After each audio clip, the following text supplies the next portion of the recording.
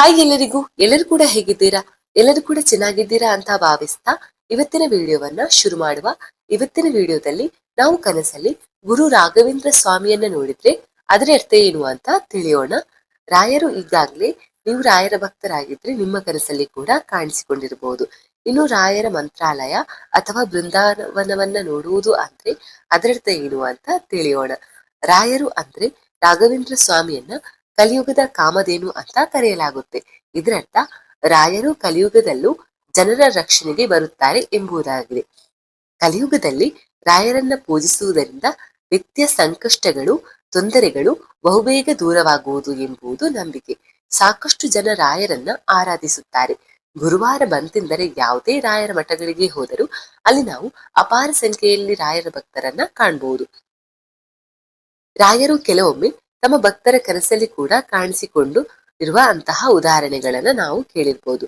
ರಾಯರು ಕನಸಲ್ಲಿ ಕಾಣಿಸಿಕೊಂಡರೆ ಅದರ ಅರ್ಥ ಏನು ಎಂಬುದರ ಬಗ್ಗೆ ನಿಮ್ಗೆ ತಿಳಿದಿದೆಯಾ?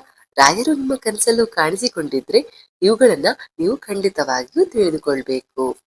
ಮೊದಲನೇದಾಗಿ, ಈ ಸಮಯದಲ್ಲಿ ರಾಯರು ಕನಸಲ್ಲಿ ಕಾಣಿಸಿಕೊಳ್ಳುವುದರ ಅರ್ಥ.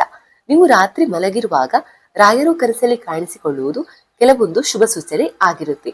ನೀವು ಕಷ್ಟದಲ್ಲಿದ್ದಾಗ ಅಥವಾ ಯಾವುದೋ ಒಂದು ಸಮಸ್ಯೆಯಲ್ಲಿದ್ದಾಗ ರಾಯರು ನಿಮ್ಮ ಕನಸಲ್ಲಿ ಕಾಣಿಸಿಕೊಳ್ಳುವುದು, ಅಥವಾ ಯಾರೋ ಒಬ್ಬರು ನಿಮ್ಮ ಸಂಕಷ್ಟದಲ್ಲಿ ಸಹಾಯ ಮಾಡುವ ಹಾಗೆ ಕನಸು ಕಾಣಿಸಿಕೊಂಡರೆ ಅದು ನಿಮ್ಗೆ ಶುಭದ ಸೂಚನೆಯಾಗಿರುತ್ತೆ. ನೀವು ದುಃಖ, ಕಷ್ಟದಲ್ಲಿರುವ ಸಮಯದಲ್ಲಿ ರಾಯರು ನಿಮ್ಮ ಕನಸಲ್ಲಿ ಕಾಣಿಸಿಕೊಂಡರೆ ರಾಯರು ನಿಮಗೆ ಧೈರ್ಯವನ್ನ ಹೇಳುತ್ತಿದ್ದಾರೆ ಅಂತ ಅರ್ಥ. ನಿಮ್ಮ ಕಷ್ಟವನ್ನ ನಾನು ದೂರ ಮಾಡುತ್ತೇನೆ ಎಂಬುದನ್ನ ರಾಯರು ನಿಮ್ಮ ಕನಸಲ್ಲಿ ಕಾಣಿಸಿಕೊಳ್ಳುವ ಮೂಲಕ ಸೂಚಿಸುತ್ತಾರೆ. ಇದಾಗಿ ರಾಯರು ಕನಸಲ್ಲಿ ತುಳಸಿ ಮಾಲೆಯನ್ನ ನೀಡಿದ್ರೆ ಏನರ್ಥ? ದೀರ್ಘಕಾಲದ ನಿಮ್ಮ ಆಸೆಯು ಈಡೇರದೆ ಇದ್ದರೆ, ನೀವು ನಿಮ್ಮ ಆಸೆಯನ್ನ ಅಥವಾ ಇಷ್ಟಾರ್ಥವನ್ನ ರಾಯರ ಬಳಿ ಈಡೇರಿಸು ಅಂತ ಬೇಡಿಕೊಂಡಿದ್ರೆ ಅದನ್ನು ರಾಯರು ಈಡೇರಿಸುವ ಸೂಚನೆಯನ್ನ ಈ ರೀತಿಯಾಗಿ ನೀಡ್ತಾರೆ.